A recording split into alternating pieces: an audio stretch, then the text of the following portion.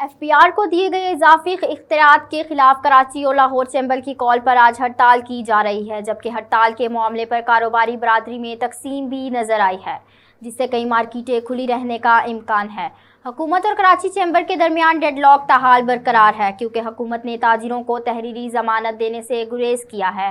کراچی کے اہم کاروباری مراکز بشمول جوڑیاں بازار، فروٹ اینڈ سبزی منڈی، صرافہ بازار، لائٹ ہاؤس اور الیکٹرانک مارکیٹ کے علاقے ہڑتال کی نظر ہو گئے ہیں۔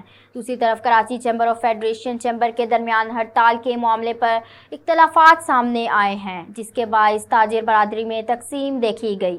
صدر فیڈریشن چیمبر عاطف اکرام شیخ نے اعلان کیا تھا کہ حکومت سے مذاکرات کامیاب ہو گئے ہیں، اب ہڑتال نہیں کی جائے گی۔ ادھر لاہور میں بھی انجم تاجران اور کاروباری تنظیموں کے کال پر شہر کی مختلف کاروباری مراکز بند رہیں گے۔ مرکز غلہ منڈی، اکبری منڈی، بادامی باغ، آٹو پارٹس مارکیٹ، لوہا market, Shah Alam market, Lohari market اور ملحقہ مارکیٹیں بند رہیں گی۔ پاکستان اسٹیل ٹریڈر ایسوسی ایشن اور پیپر مارکیٹ گنپت روڈ کی جانب سے بھی مکمل ہڑتال کی اپیل کی گئی۔ مال روڈ پر ٹیکسٹائل ٹریڈرز ایسوسی ایشن کی کال پر کاروباری سرگرمیاں معطل رہیں گی۔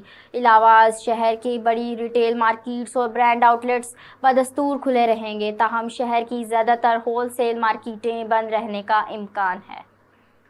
اب تک کے لیے اتنا ہی۔ دیکھتے رہیے AB42 نیوز۔